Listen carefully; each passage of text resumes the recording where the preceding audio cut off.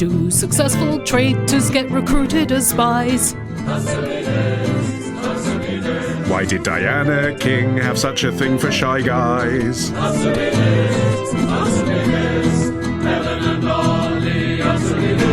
Helen, you are not alone when it comes to your predilection for whole raw vegetables in lieu of salad. Oh my God, finally, a meeting of vegetable club, which won't just be me crunching by myself. Darcy was listening to our last episode, ad-free, on Patreon, and says, for what it's worth, whilst I was listening, I was eating a yellow bell pepper like an apple.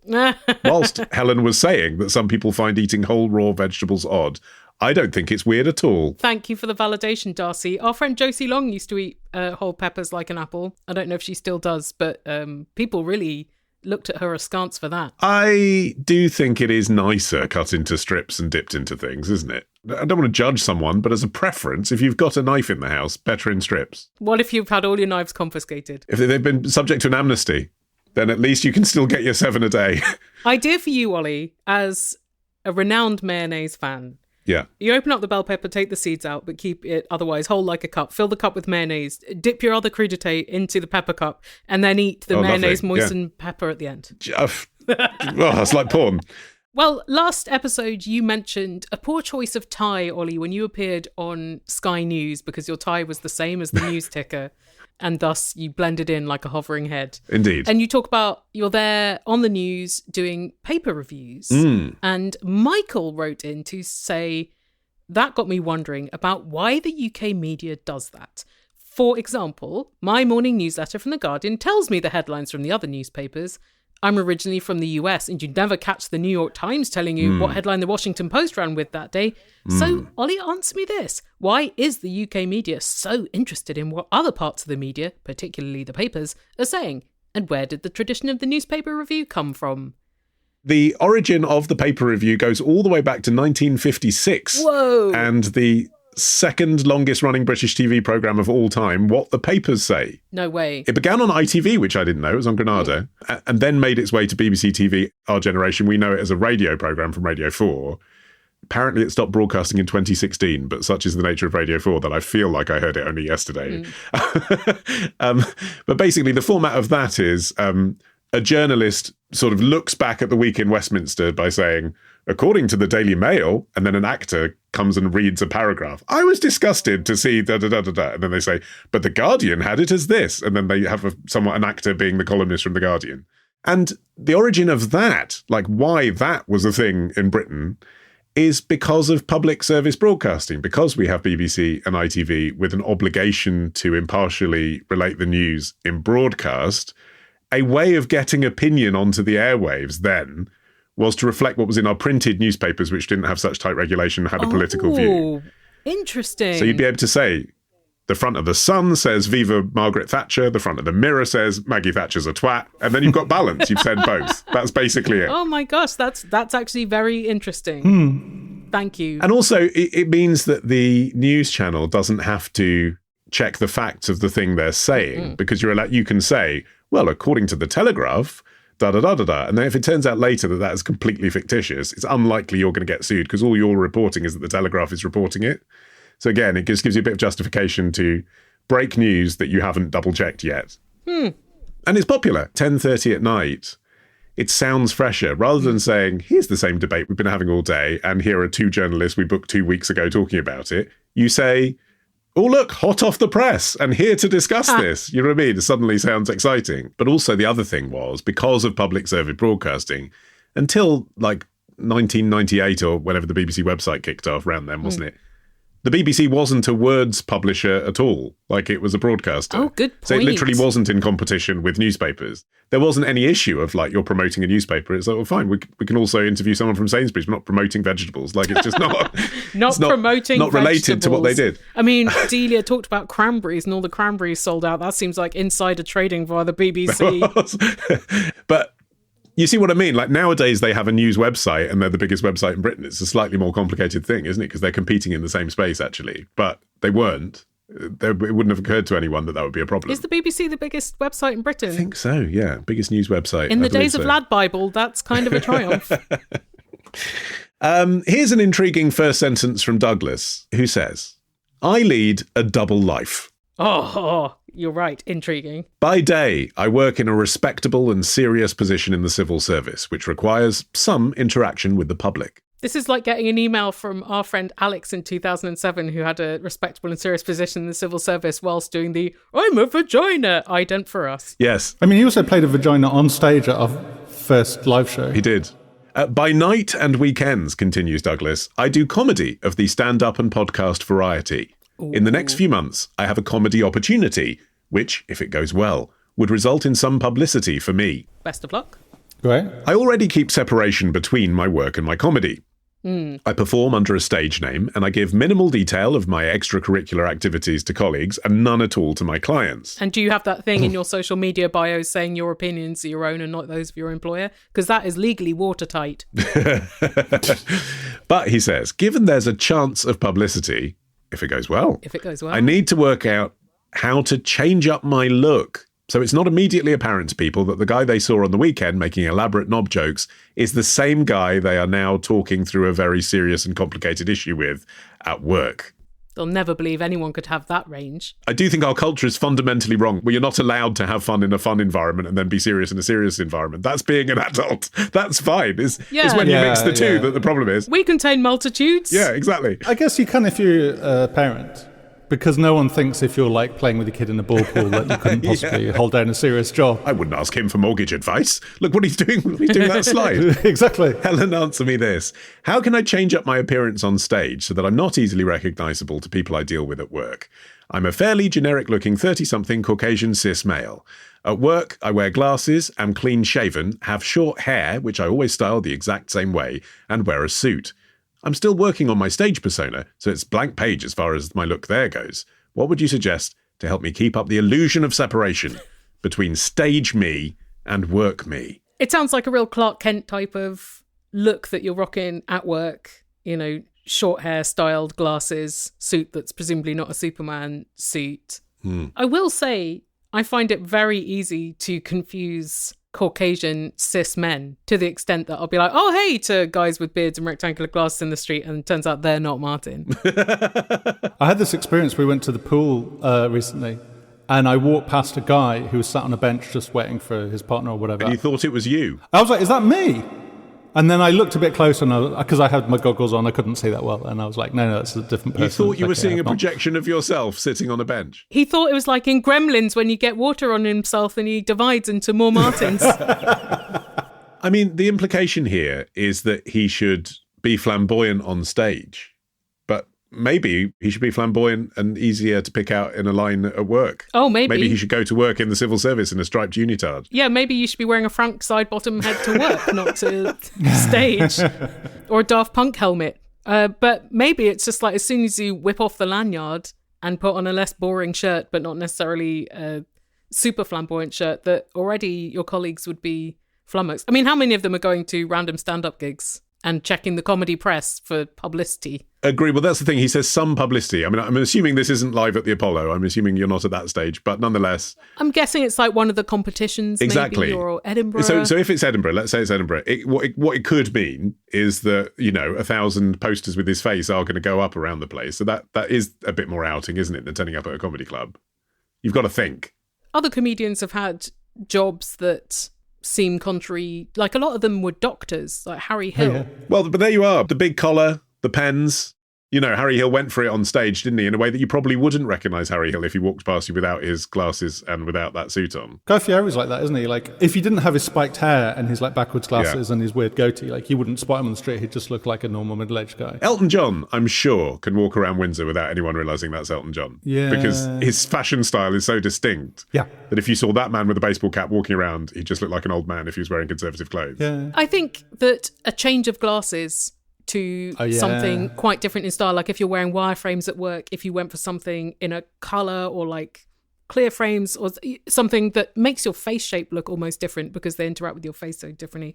Also moustaches, like get a bunch of prosthetic moustaches, your whole face will transform. Yes. You probably will look like a PE teacher from the 1970s, but not like Douglas, the 30-something civil servant. Is there a modern equivalent to the Tommy Cooper fez that isn't as characterful as that, but could be a hat that you wear?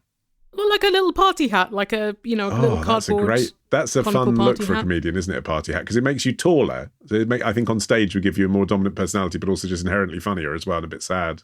I mean, I had that for many years. I was like a teacher, and I wasn't a stand-up, but there were pictures occasionally of me in newspapers, not for crime reasons, for unscrupulous reasons. And that was a little weird. But my boss used to listen to our podcast, so that was weird as well. So juggling those two lives was quite weird for quite a long time, and you just have to sort of roll with it, really. He used to listen to Answer Me This in the bath, and then he gave me a job and was like, I can't really do that anymore because that's weird. Yeah, you've seen me naked. Which is fair enough. It is a bit weird to tell someone you listen in the bath. Putting it in the past tense certainly eased that passage. Yeah.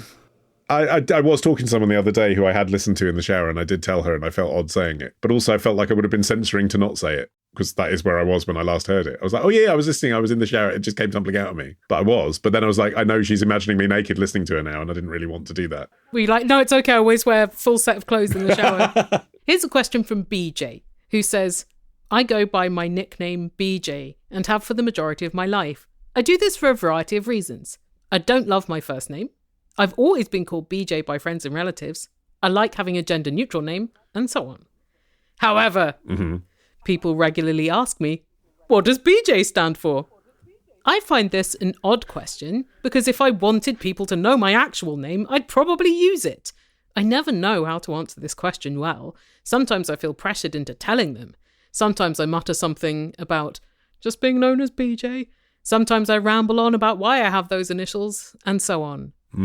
I don't ask people who use nicknames what their names stand for, i.e., Libby, are you actually an Elizabeth? Or Ollie, is that short for Oliver? So, Ollie, answer me this. How do I politely respond to the frequent questions about my name when I don't want people to know what the B and the J stand for? Incidentally, BJ is definitely an unfortunate nickname given the sexual connotations. I'm glad you mentioned it before I had to. When I was younger, says BJ, I frequently had men asking me, oh, so BJ, is that your specialty? Or BJ, do you love BJs? Classy. Luckily, I guess, I'm a lesbian, so I always could make a retort about how my wife and I don't enjoy blowjobs or something else along those lines. Okay, sorry on behalf of men. Yes. The example that she gives of my name, saying I wouldn't ask Ollie, is that short for Oliver? I don't think that is the same, because it is a common abbreviation. It is a bit different, I think, to an initial. In my whole life, just to give this some context, I've met a DK and a JJ, two people in 45 years who go by their initials. Oh, I've met at least 3 PJs. Okay. Short for pyjamas. But the point I'm saying is, I understand why it gets at you, but also I do think it is slightly more forgivable that people don't think deeply before they ask you what your full name is based on your initials, because they've probably never been in a situation before where it would occur to them that that would be an unwelcome question, as opposed to Libby, is that short for Elizabeth, which is a slightly different thing, I think. So I understand why people ask, and I understand why you've been put in this position. I would suggest that a way of dealing with this is humour, which it sounds like you've tried to do before, but you're just not quite sure what the joke is. I think having a sort of clear joke that isn't about blowjobs, but is up your sleeves, that clearly means, don't ask me about my name, I don't want to talk about it. So I was thinking maybe BoJack Horseman, just absolutely straight face, say that's what it stands for, and then move on. Yeah. Billy Joel is another one. Boris Johnson might work in the UK. Yeah, that's why you would want to go initials only, yeah. If they say what's it short for, you can say, so people can say it quickly. Hey! Very nice, Martin. If you can deadpan a funny answer, they'll either laugh and ask the supplementary question, which they were asking anyway, and then you do have to deal with it, or they might just laugh and realise that you don't want to talk about it. But in either case, they'll laugh. And so this issue about, like, how do I ask without being rude is diffused somewhat because you've made them laugh. Okay, my suggestion, if you feel like rudeness is not entirely uncalled for, but this depends on your tone of delivery, is to just say, it stands for BJ, and repeat that until they get tired of asking. You can tell them that joke about Mandelbrot. That's the way to do it. You know that joke about what's the B in Benoit B. Mandelbrot stand for? No. The B in Benoit B. Mandelbrot stands for Benoit B. Mandelbrot. It's a joke about fractals. Mm-hmm. So you could just pull that one out. Fine. Douglas, you writing these jokes down? As someone who feels a certain like social awkwardness and often has inappropriate thoughts in social situations, Do you? the reason I would be asking that is because the first thing I would think is like, oh, like blowjob. I would have to stop my brain from saying that out loud by saying the next thought, which is, oh, what does it stand for? Have I told my Ian Dunt anecdote on this show before? I don't think I have. God, I can't remember. So, okay, apologies if I have said this in the archive. My first ever primetime show on LBC, this is about 12 years ago. I was nervous. And actually, it had a paper review in it, to call back to our earlier item. And I had to trail ahead to who was coming on at 7 o'clock. So the first thing I did when I came in at 7 p.m. was, I'm Ollie Mann, this is LBC, coming up. And obviously, I was thinking, just don't say Ian Cunt, don't say Ian Cunt, don't say Ian Cunt. That was what was going on in my head. It's been done on radio before. Yeah. And I got to air. And this is how the brain works, you see. I was so focused on not saying cunt that I said, and this went out live, I'm Ollie Mann, coming up at 7:30, from politics.co.uk, Ian Dunt, and from Labour Uncunt, Atul Hatwell. That's what I said. Stunning misdirection from your brain. I thought you were going to say, coming up next, Ian Twat. But just, I do relate to the don't say blowjob issue here. Sure. I think that is likely 50% of the interaction. I suppose you could just misdirect them into something not names related altogether. They say, so what's that short for? And you're like, oh, look over there. Is there like an eagle about to eat that person's head? You do hit upon something. These people are just trying to be polite. They're not trying to be rude. They're just trying to ask a question that sort of looks like they're interested in your life. You could deflect with something about them they might not even notice because that's the conversational plane they're on. They can say, oh, BJ, what does that stand for? And you just say, I love that brooch you're wearing. And they probably won't even notice that you haven't answered the question. If you want to be a little mischievous about it, be like, you just got a little, and then like gesture at your teeth. So they're like, oh, what? Did I get it? Because they pick their teeth and you're like, no, the other side. And that will make them forget. I've got a question. Email your question to answermethispodcast@googlemail.com. To answer me this podcast at googlemail.com. To answer me this podcast @googlemail.com. To answer me this podcast at googlemail.com. A question from George from Aberdeenshire, now of Prague. A questionnaire from Days of Yore. Yeah. He says, it is a wonder and a delight to have you all back in my ears. Never knew how much I'd missed you till you came back. Same to you, George. Indeed. Now of Prague. A lot of people don't realise we're back. If you ever get talking podcasts with your mates, do tell them that we're back. Because people will be like, oh yeah, answer me this. Yeah, 2007, I remember that. Yeah, when I had hair. We're here. We're still here. Still here. Some of us still have hair. Helen, answer me this. What are the origins of wax seals on correspondence? What is the first known personalised wax seal? And is wax sealing still commonly used in any context today? Yeah. I think we can answer commonly, no. Well, actually, it is still in use in sort of obscure stuff like governmental and legal and religious contexts. Like the papal bull still gets to splat some wax, doesn't it? Yeah, I think when you get your CBE in the post, that's got a wax seal. That's one of the ways you know. When I do. Yeah. When it inevitably arrives. When I get my entry into the Wikipedia list of people who turned down a New Year's Day honour, that'll come with a wax seal, right? That's my ultimate dream, to be on that list of people who turned down an honour.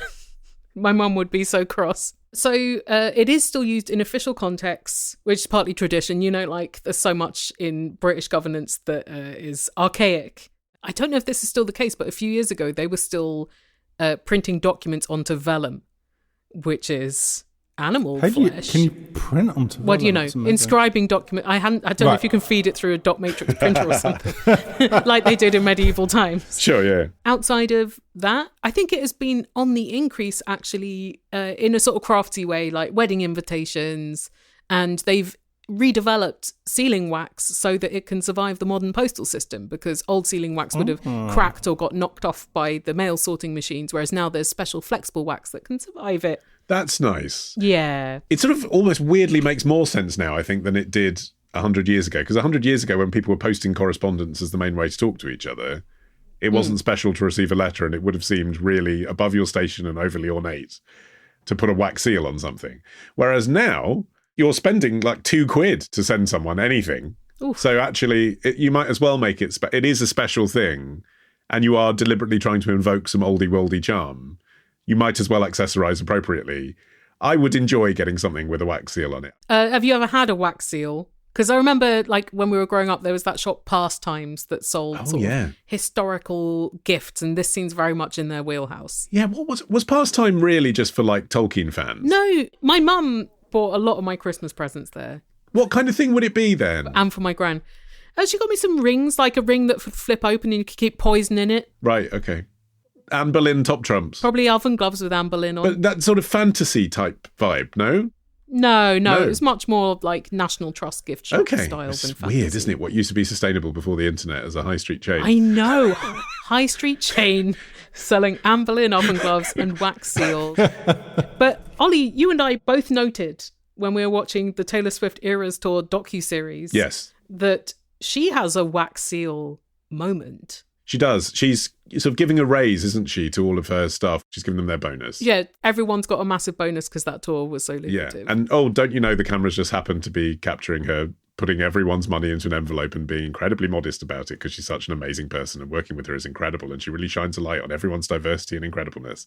And while she's doing it, she puts a wax seal on. Yes, because she's crafty. And her mum's like, Taylor, you've got 120,000 people out there waiting to see you. Stop fucking around with the stationery. And she's like, no, I want to make it special. And it is...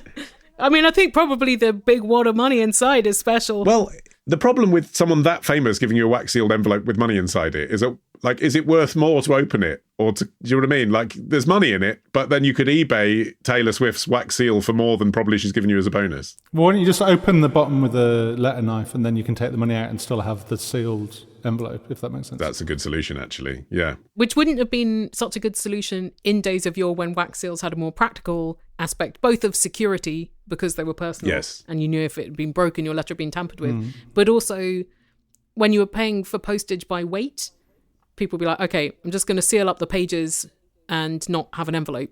And oh, right. Yeah, of course. Yeah, because, pre-postal service as well, like a messenger would be delivering it. Right. The weight in their bag was relevant. They're carrying lots of things. Yeah. There were also envelopes, but I'm just saying if you had done the little I'm going to slit it open so I can keep the wax seal intact, then you would have ripped your letter in half. Yes. I don't think we know exactly whose was the first personalised wax seal, but that's because the first known wax seals go back to at least 6,000 BC. Fuck me. In ancient Mesopotamia, ancient Greece, China, Egypt.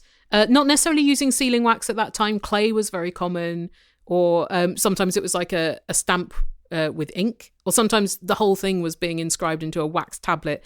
And the seals were often cylindrical, and they would have these quite significant designs on pictures and stories and things like that. So there was a lot of detail on them. Gods, animals, myths. So they had quite a lot of value for just, a nice story on this thing, as well as, this is uniquely from this person. But literacy was a reason why wax seals took off in Britain from the medieval era, and also because sealing wax had improved in formulation, so it was more useful and less likely to just break. Yes. I've been reading up on how wax evolved to become more secure once it became important to protect the information. So obviously as the commoners become literate, you don't want them reading your important messages. It was kind of fine before because they couldn't read what they had anyway. But then suddenly you've got, potentially confidential information, important thing between aristocrats, matters of state, etc. Yeah. So grot. How do you protect that? So what you do grot. is you royal grot. Yeah, people sending each other grot written on parchment. Actually, a couple of 100 years ago, different colours of sealing wax did denote some of the content. So pink or pale blue were often the more romantic contents indicators. And white was purity, and green was hope and new beginnings. I bet people put a lot of filth in the purity ones, though, didn't they? Just to throw someone off the scent and then be like, haha, there's grot in here.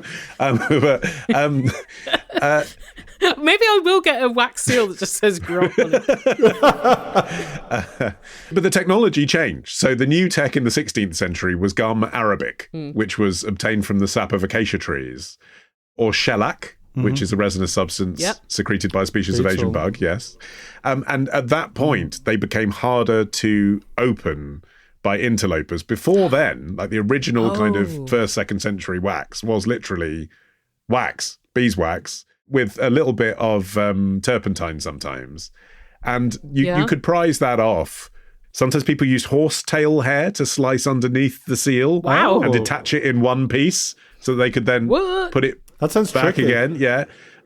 Or you could actually just completely hack it off and then create your own if the seal was very crude and just do a copy. Yeah, this is what I was wondering, because there is this emphasis on it being used to verify the sender and so on, and it being unique to that person. But was there a big directory of who had what seal? Like that library of clown makeup where it's all on an egg so that clowns don't copy each other's makeup? Yes, yeah. But I don't know how you would have verified seals in those days. I suppose everyone would know, like, the Prince of Wales' seal, though, wouldn't they? But you're right, if it's your dad's. Well, I suppose if it's your dad's, you do know. I guess that's the thing, isn't it? But you wouldn't know, the guy you met last week, necessarily. But then you don't know now with signatures, do you? Absolutely not. But you can guess. So you can tell whether it's authentic, sort of. Like, you know what I mean? Like, it gives something of the personality of the person. Because also people would choose the kind of seal for the occasion, right? So like you say, it's not just the colour. It's also just, yes, personal seal, but also probably my business seal, my family seal, and my affectionate seal. There's probably a bit of that going on as well. Oh, right. So you're saying like the historic princes had like a party seal. Yeah. So so their business didn't get mixed up with their pleasure. It's the burner phone of seals. But the clever way, once they established this new technology to defraud someone, read their letter, and then post it on as if you hadn't, was to take a cast of the seal. Oh. So you'd make a negative image of the seal, which you could then use to cast a new seal from wax. It was still not really that secure. There were a lot more forges around. Exactly. In those days. There's a neighbourhood forge. Exactly right. Yeah. And forgers. Yeah. Oh, is that where forgery comes from? That is where forgery comes from. Oh. Yes. Yeah. I think it'd be really nice to receive a romantic seal, but I wouldn't compare it to a kiss from a rose. Oh, how long have you been fermenting that, Martin? About 8 minutes, I think. Before you name your baby, have you bought their name.com? If you don't, their future digital brand will bomb. Or a spammy bastard will use their name to sell porn. Or some cheap off-brand Viagra. Every Squarespace account comes with a free URL, so until your child is old enough to rebel, you can run a website for them that will become their personal hell. So it'll be worth every penny. LOL. Thanks be to Squarespace for sponsoring this episode of Answer Me Yes, Squarespace sites look great. They're so quick and simple to start. Thank goodness, because otherwise I never would have got one off the ground, because I'm lazy. If you're extra lazy and you can't be bothered to go off and buy yourself a business email address elsewhere, you can get an integrated one from Google Workspace as well. So, along with your domain, you can have ollie@nameofcompany.com rather than some shonky old personal email address with 10 numbers after it. That looks better. I think it would be quite funny if I got an Ollie email address. I don't know why I'd never thought of that before. Maybe it's a bit of a cell phone. I mean, if it made you laugh every day you checked your emails, then who's to say that's not worth it? I hate checking my emails, but maybe that would incentivize me. See what kind of offers you get that I don't get. Anyway, take out a 2-week free trial, impersonate me at your place of work by going to squarespace.com/answer. And when you're ready to launch your Ollie Man website, then you can save 10% off your first purchase of a website or domain, which Ollie Man would definitely do because he loves a discount. Absolutely. Using our code Answer. Here is a question from Jen and Chris, who self-describe as early 40-somethings from Coventry. Yay! Yep, leaving space for the mandatory West Midlands recognition whoop. From Yelp Mark. of recognition. Midlands pride. They say, Ollie, answer me this. What songs are there about, inverted commas, the millennium? Our poor Googling only finds songs about millennials, but we mean songs like Y2K by Will Smith, 1999 by Prince, Year 2000 by Pulp, and Millennium by Robbie Williams. Okay, so specifically about the moment that the 20th century became the 21st. You want a song about that? Yes. Okay. We've been reminiscing and can't quite believe it's been so long since those songs were about the future. It's quite odd to be nostalgic for a time when our current time sounded like the future. But I know what you mean. I mean, I miss the era when the words millennium and 2000 and 21st century sounded like something special. Well, Busted got in very early for the year 3000. Is the Busted song originally about the year 2000, but the songwriters didn't sell it until too late, so they updated it for the next millennium? It's that James Bourne from Busted was overhearing Millennium by Robbie Williams coming out of a telly in the adjacent room 4 years after the release of Millennium and improvised year 3000 on the spot. Okay. So they directly influenced each other. Well done to him. Yeah. I think I slightly prefer year 3000 to Millennium by Robbie Williams. As a teenager, I hosted a fashion show, hard as that is to believe. And yeah, it sounds out of character for you. when you're a wannabe presenter. But hosting's not. Exactly. You take the gigs that are available, and that's what was available. And the practice music for the models walking down the catwalk was Millennium. And so therefore at the dress rehearsal, and there were 150 contestants, I heard nothing but Millennium all day long, like for 8 hours of dress rehearsal. There's not a single Robbie Williams song that I would happily listen to all day. It's really not designed to be heard on a loop. Anyway, in looking into alternatives to the songs that you mentioned, yes, I found a few. One that occurred immediately to mind that you'd forgotten, actually, which is, of course, the song that was actually number one as the century came around, and that is Cliff Richard's The Millennium Prayer. Oh, God. A song so awful that even Cliff will not sing it anymore. He's like, I've gone full in on my gravy granules. Leave me be. We do not mention the millennium. To be fair, at least it is an attempt to mark the 2000th anniversary of Christ's birth, which is what, was happening as 1999 became 2000, right? I mean, Robbie Williams didn't go there. Yeah, no one's bumping that anymore, are they? Millennium Prayer. No one. Not even in church schools. Like, it's just, everyone knows it's awful. I've also just discovered Anthem for the Year 2000 by Silverchair. Do you remember Silverchair? I could not hum a single song of theirs. I only know of them because one of them was married to Natalie Imbruglia. Weren't they like incredibly young Australians, like 16-year-old? Yes. Like Nirvana styly. You got it, yeah. So, like, I vaguely remember their name because it graced the giant Reading Festival poster, which was on my bedroom wall when I was 18. But I certainly did not go and see Silverchair when they were on. I probably would have been watching Groove Armada or something. Then Moby's on again. But this song did reach number 3 in Australia. They're a kind of like grunge metal group, but with the stylings of a boy band, I would say. Right. I think they're just straight ahead of grunge band, aren't they? They're just because they were young, maybe they were marketed in that Exactly. way. They were marketed a bit like The Calling, that kind of look, like he's blonde and boyish. But the music sounds more like, not Slipknot because it's pop, but it's heading in that kind of thrash, like not melodic direction. Okay. And the opening couplet of that song is, "We are the youth, we'll take your fascism away." Thank you.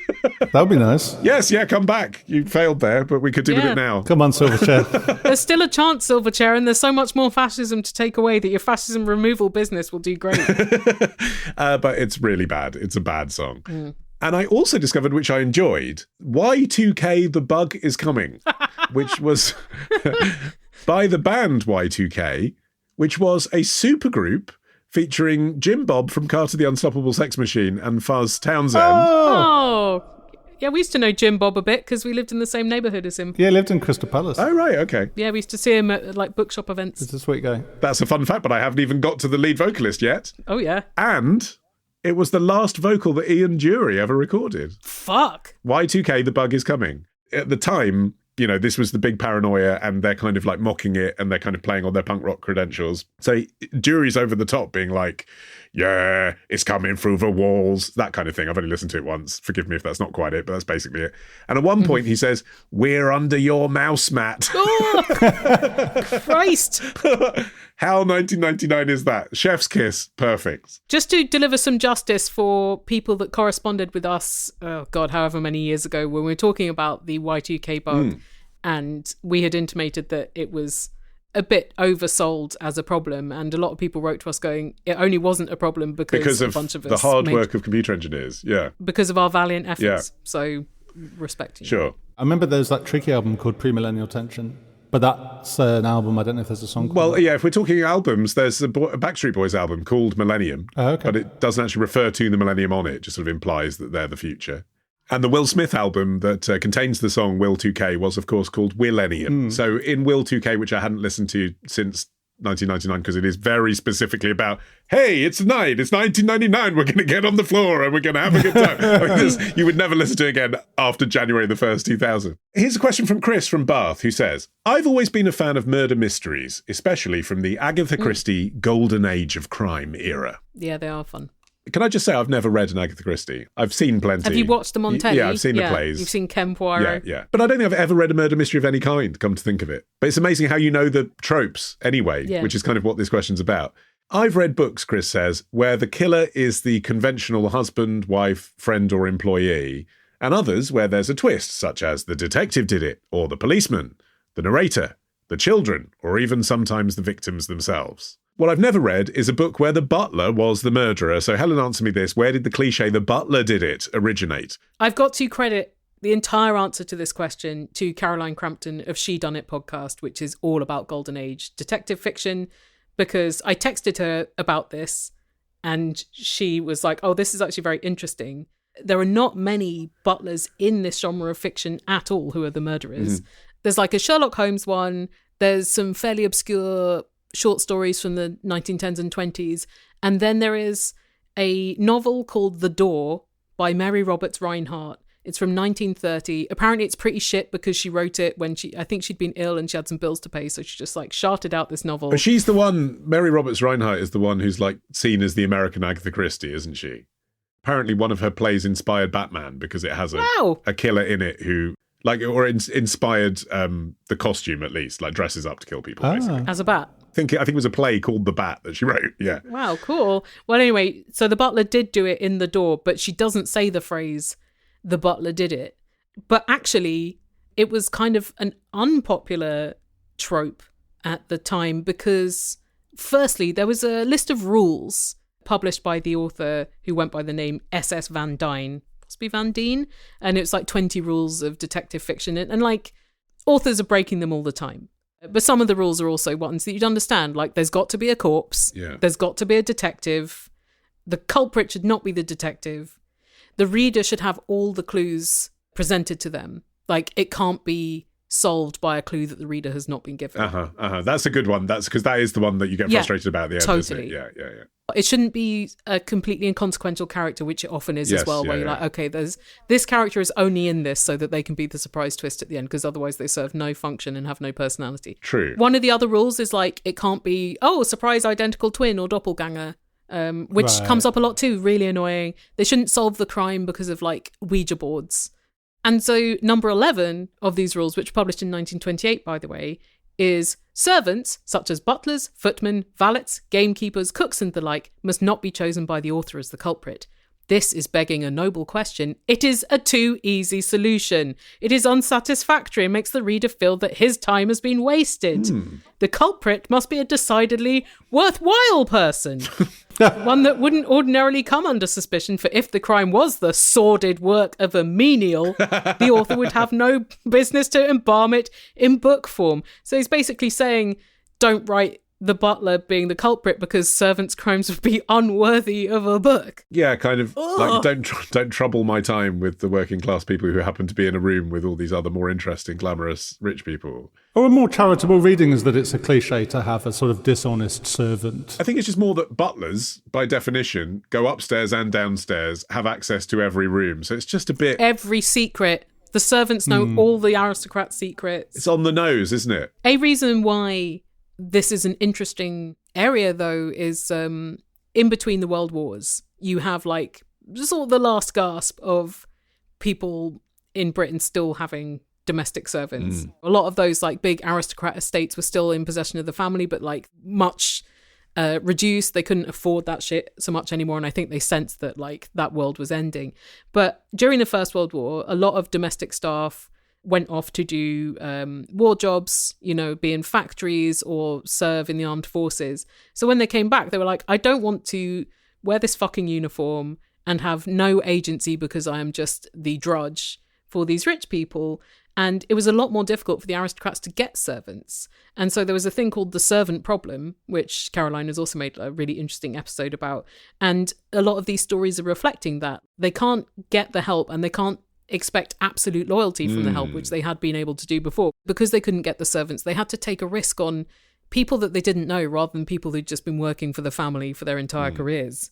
So those people as well might have secrets. So actually it goes from being a cliche that you don't want to do to like playing on a fear that's in the ether, which then makes it a lot more evocative. Yeah. Absolutely. So they were like, I can't trust my butler. And what if the butler wants revenge for being my subordinate for so long? But the phrase, the butler did it, it's a thing that everyone knows above and beyond Mary Roberts Reinhardt. Yeah. So how did that become the thing? No idea.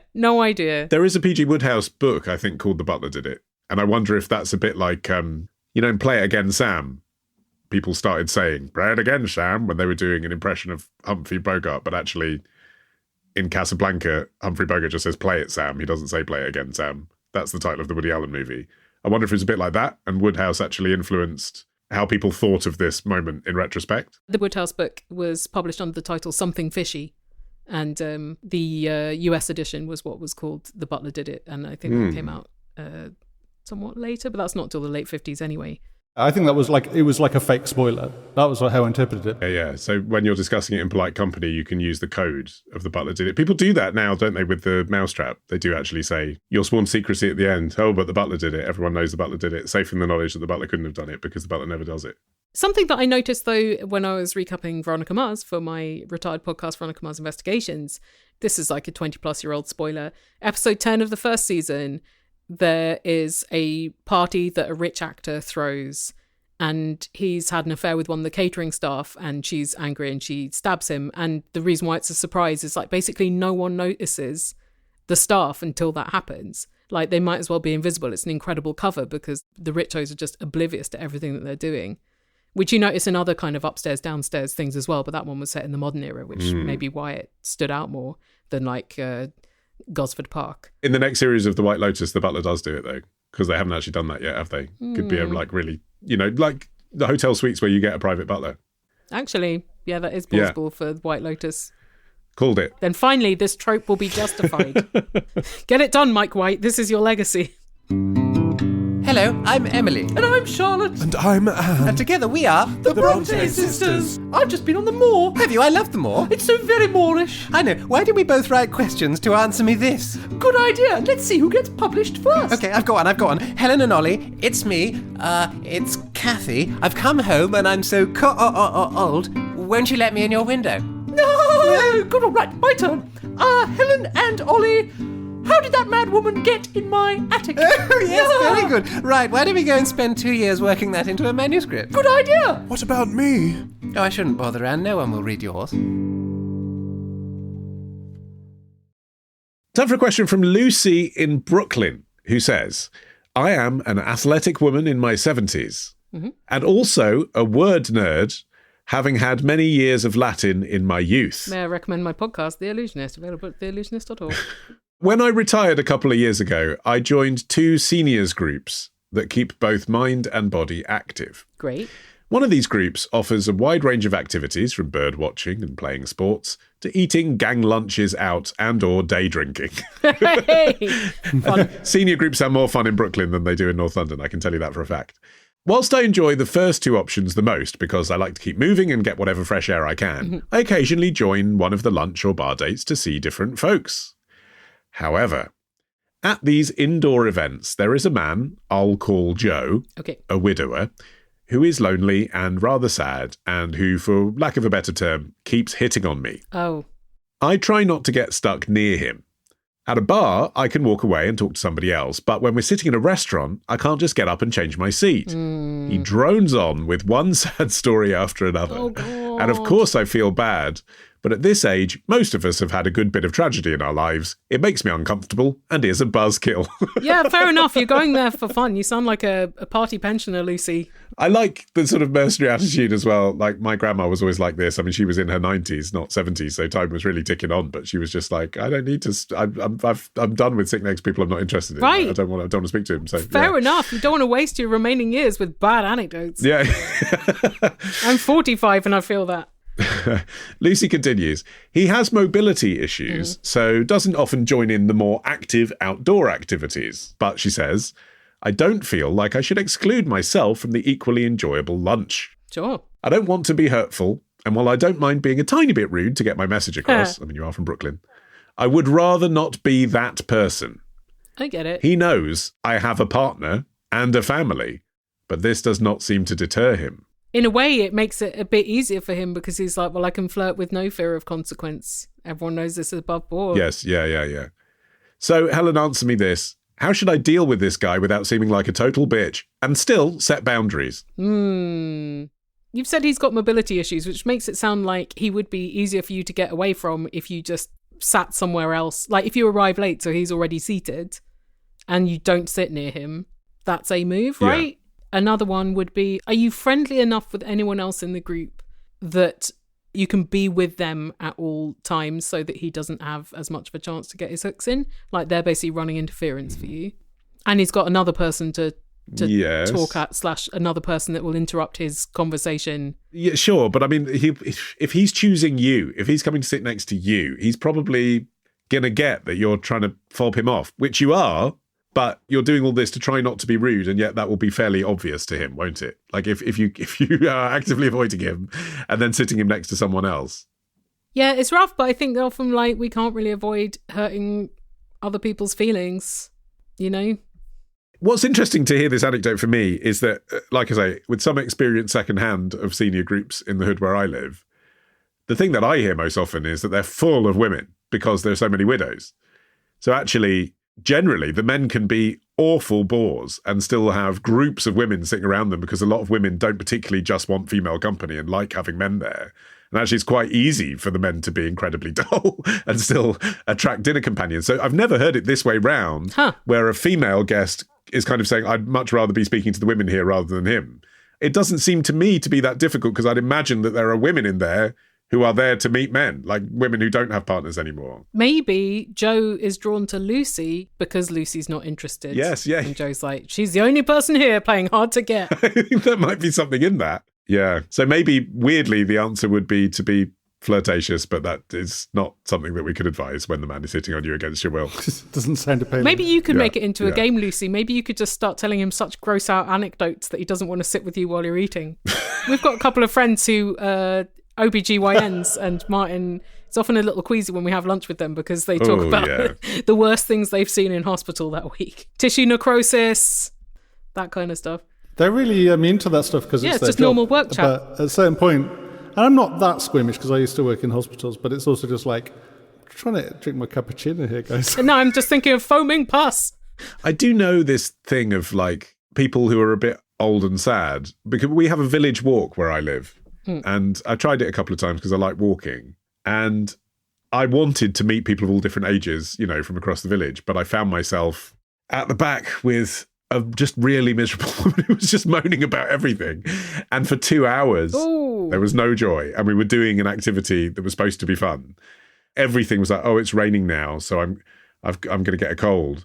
Oh, we went this way last time. This is a nightmare. It was like that the whole way round. And it's like after 2 hours, I did almost want to like spin around and just like fucking cheer up. Like we're all here to meet people. She broke Ollie Man. So I do identify with it. It was really difficult. What do you say? Like when someone's just a bit of a downer, you know? I probably would pretend to get a phone call. Oh, sorry, I've got to take this. Yeah. Oh, and then hang back and like walk with someone else. But I'm a wimp. Could you say something like, someone's got a really big case of the grumps, or looks like someone got out of bed the wrong side today, and then like pinch their cheeks?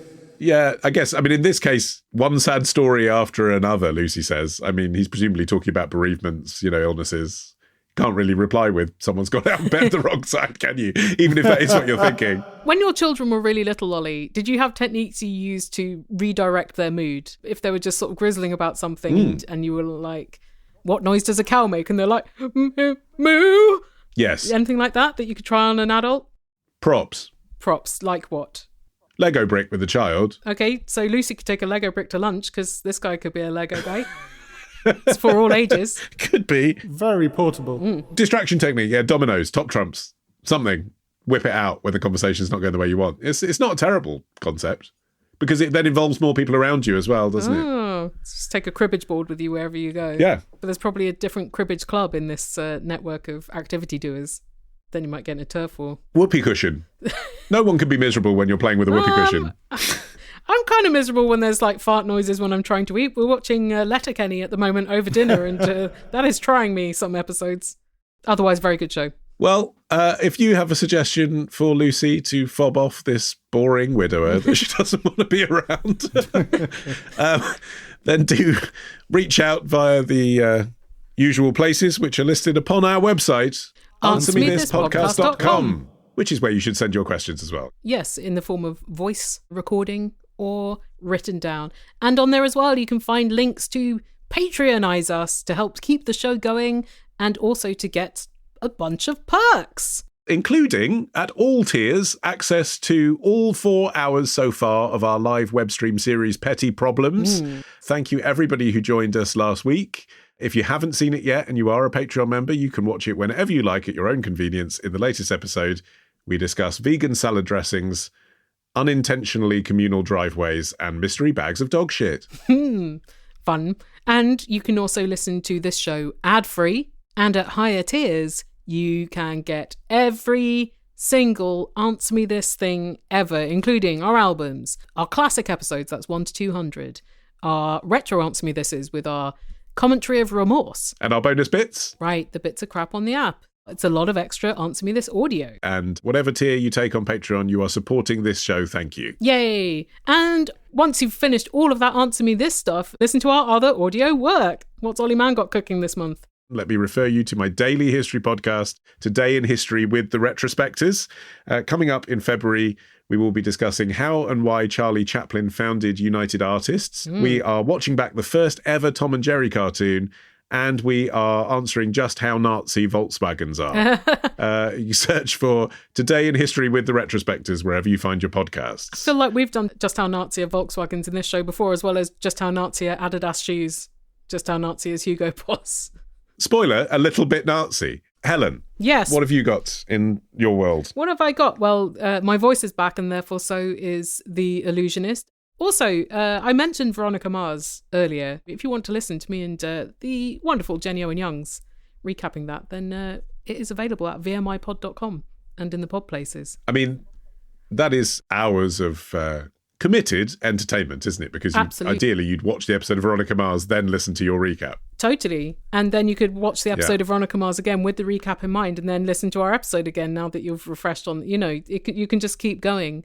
One of the fun things in it is our friend Lo, who introduced me to Veronica Mars, does a thing called The Lowdown, where she talks about all the crimes being committed in the course of a Veronica Mars episode, which is so many. Martin, what have you got cooking? What have I got going on? Nothing exciting. January's just been a time of hibernation. I mean, there's all this stuff I've done in the past. There's the Song by Song, a 400-plus episode 8-year odyssey into the music of Tom Waits. There's Neutrino Watch, my experimental podcast. Different every day. And there's my music at palebirdmusic.com. Check all of those out.